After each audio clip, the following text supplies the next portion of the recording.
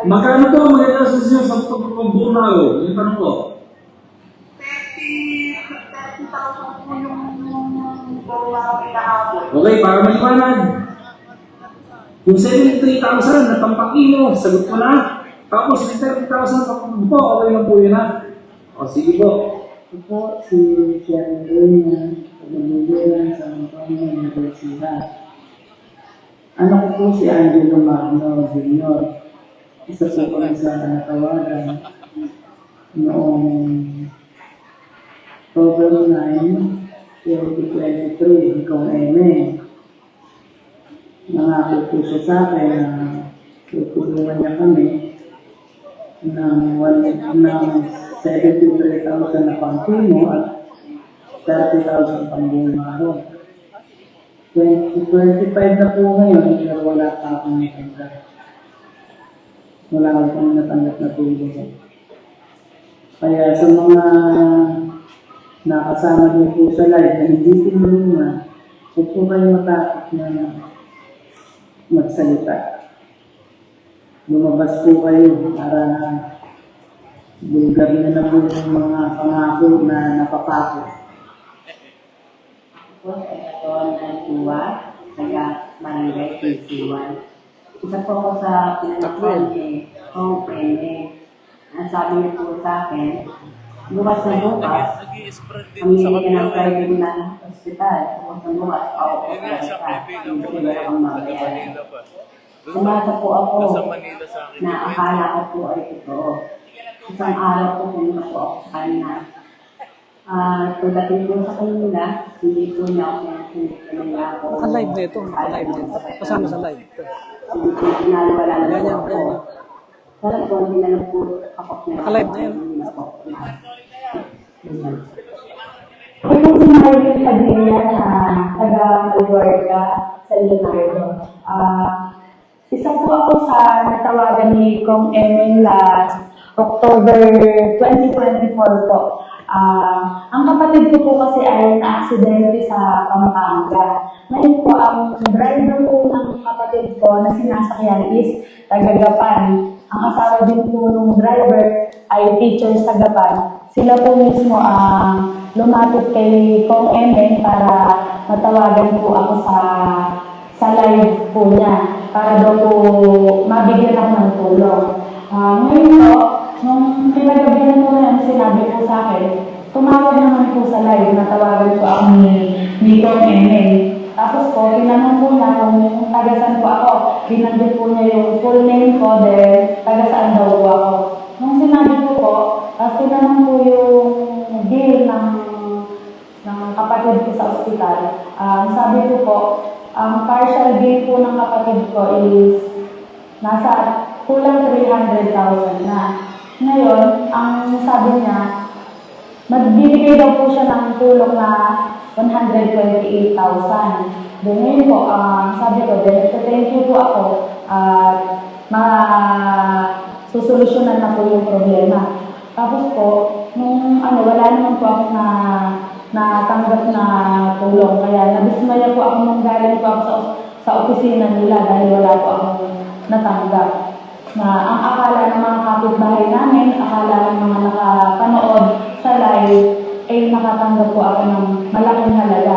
Dahil para po sa amin, talagang malaking halaga po yung 128,000 na ipinangako po sana na hindi naman po natuloy na ibigay dahil wala po akong nare-receive kahit po piso. Kaya po sa mga natatawagan po ni Kong Emel na kagaya ko na napangakuan, at hindi rin naman po nabigyan ng tulong, huwag po kayong natatakot na magsalita. Ilabas niyo po yung nasa sa loobin po ninyo. Sa ngayon po, yung kapatid ko po is pumanaw na po. Alam niyo po yung kapatid ko. Namatay po yung kapatid ko na wala naman po kami na-receive. Pagkakako po niya na alam lang po, pinangako po kami, alam ng kapatid ko yun, naiintindihan niya. Sabi ko, malaking tulong yung pangako sa atin ko na na alam naman po, hanggang sa nawala na po last March 20 po. Alam na po yung kapatid ko. Yan po.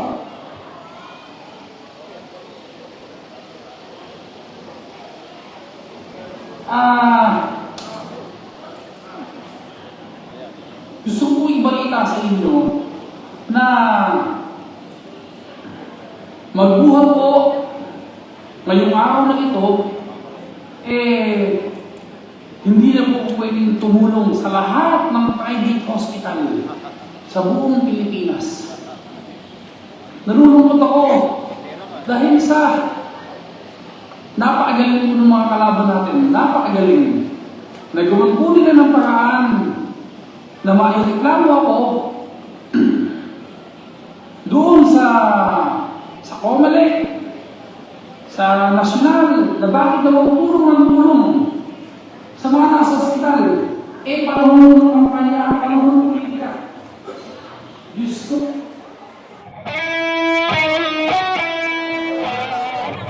Mangyari pong na-play muna yung kay Kong Mengmeng para meron naman tayong basihan. At ito po ay hindi paninira, kundi po paglalahad ng katotohanan na di kuno ay si Doktora at si Mayor Ellen ang nagpatigil ng kanyang pondo. Kung magugunitan niyo po sa lahat ng bayan o sa ibang barangay na hindi naman lahat ng barangay, nangangako siya na magbibigay ng ayuda bawat bahay. Pag piyesta po, lahat bahay-bahay bibigyan daw niya. At yun po, inaangkin niya na sariling pera, sariling cash niya yung pinamimigay. Ngayon po, pinahinturo po ni Doktora yung kanyang pamimigay at pagtulong sa hospital. Madalit salita po, inaamin ni Kong Mengmeng na yung ipinamimigay niya noon at hanggang ngayon ay hindi sa kanyang sariling pondo. Pondo po ito ng gobyerno. Inaangkin lang niya, pero pondo po ito ng DSWD, pondo po ito ng AKAP, ng AIX at ng TUPAD na nanggagaling lahat sa National Fund at bumababa through DSWD. Sumasakay lang po si Kong Mengmeng at lahat po ng ayuda nito. Meron din pong hawak at pinamimigay ang lahat ng senador, lahat ng congressman na nakaupo. Pero wala pong kapangyarihan ang isang doktora na civilian na magpahinto ng pondo sa COMELEC ng kanilang mga hawak na pondo.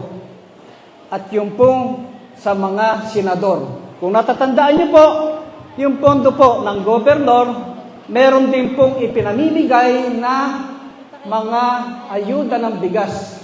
Yun po, lahat, bahay-bahay, buong Nueva Ecija.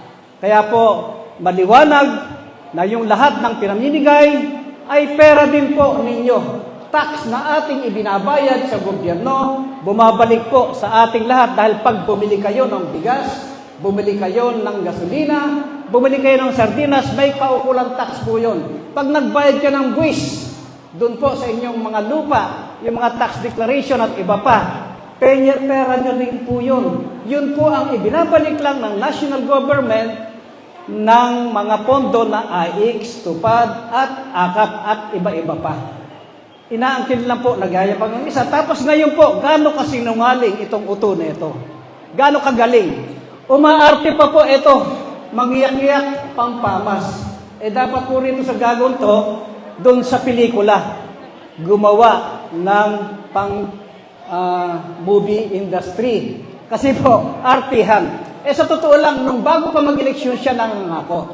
Nangako uli, nag-live doon sa kanyang mga pinapangakuan na ginagamit ng mga tao na may sakit. Hindi na po naawa at hindi na po nagkaroon ng konsiderasyon doon sa ginagamit ng mga tao, ilalive mo, pangangakuan mo, may sakit na iyong bibigyan. Ito po, living testament ng mga mismong pinangakuan na yung kanyang mga naka-live noon, magmula po noong 2020, 23, 24, hindi po totoo lahat. Scripted lang. Pangako lang, akala ngayon ng iba na nakakadinig ng live hanggang doon sa ibang bansa, hanggang doon sa ibang region, akala totoo, akala magaling. Pero yun po, walang katotohanan ng lahat. Pangako lang. At wala pong binibigay. Mahigit po siguro 100 ang pinangakuan dito sa 4th District na may sakit na noong pa niya ipinangako. Ngayon po, may taktika na naman bago ang uto. Ang taktika po niya, diversionary tactic ho ang tawag doon, iniiba niya ngayon yung kanyang dialogo. Nakasalanan daw ni Mayor Elan, kasalanan daw ni Doktora, kaya hindi na siya makakatulong sa ospital. Gaano ka orat ito,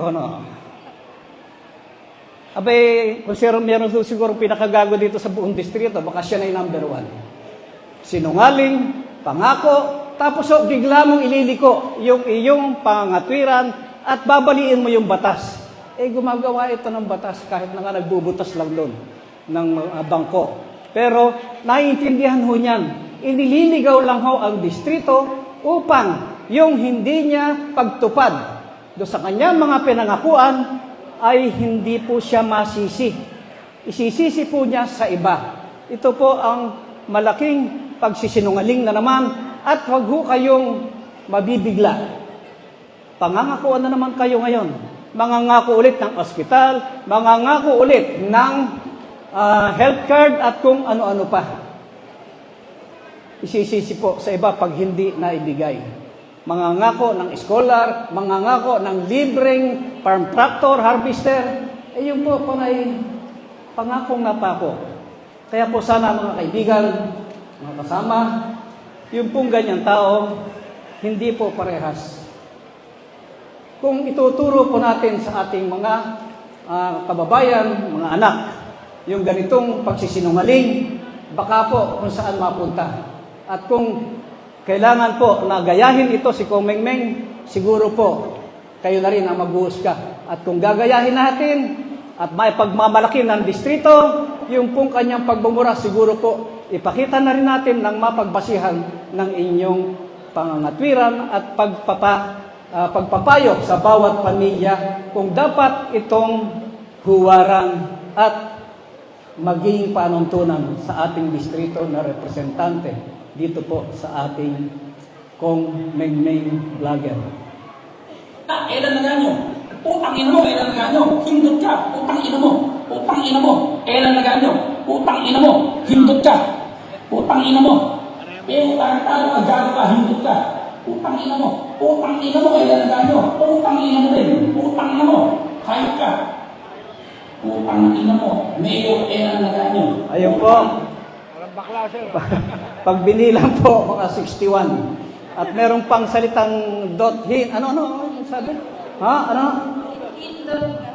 Ayun. Yun ho, salita ng babae at saka gusto ko atang mabuntis nitong si Mayor Elan ho, hindi na mabubuntis, senior citizen na. Kung ito po ang panuntunan na dapat lahat ng congressman, siguro i-text natin yung mga congresswoman, gayahin si Kong Mengmeng, naka-uniforme, naka-gown, andun sa likod yung kanyang logo at magmumura ng magmura sa kalaban.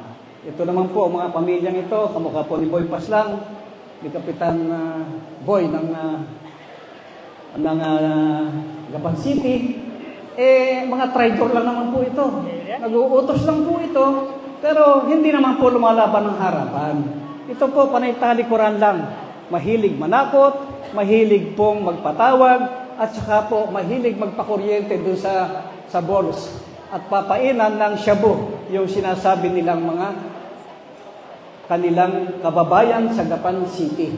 Ganun po. At magaling din namang magnegosyo ng bawal na gamot. Magaling din po lalo doon sa kanilang negosyong fake na sigarilyo. Hindi na po natin ipi-play ng mahaba ito kasi po yung iba nakapanood naman at nang hindi rin po magtagal si Mayor Elan, ang akin po, yung gusto ko lang maintindihan ng bawat isa, yung pong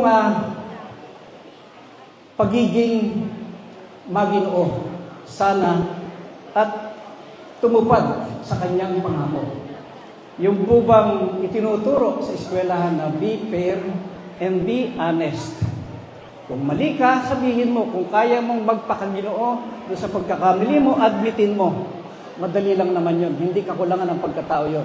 At wag na wag po tayong magtuturo sa ating pamilya nung pagbubura na kamukha ni Kong Mengmeng. Panduloko at panggigipit, pang-agaw ng lupa, at pagdisrespeto sa mga kanyang kadistrito. Kay Doktora po, sigurado kayo, hindi kayo makakadinig ng ganitong pagmumura at pag-uugali at nakasisiguro kayo, hindi kayo aagawan ng lupa na kamukha ng ginawa sa Minalungaw, Makabaklay, doon po sa General Piño at sa Pambuanga, Gapan City. Hindi po kailangan mang-agaw ng lupa, kundi kailangan makipag-usap sa may-ari, bayaran mo kung ano ang kanilang karapatan, pakiusapan mo kung ano ang kayong kailangan, hindi po pwersahan, hindi po patapangan ang pagtakbo sa Kongreso. Ito po ay pakisamahan, pakiusapan. At doon po sa amin, kami po ay nakikiusap sa inyo, buong Cabiao, bayan ng Cabiao, sa atin po mga kasama, bigyan po natin ng pagkakataong muling makabalik. Doktora Maricel Natividad Laganyo. Maraming salamat po. Magandang hapon sa inyo lahat. Thank you so much, Mayor Elan.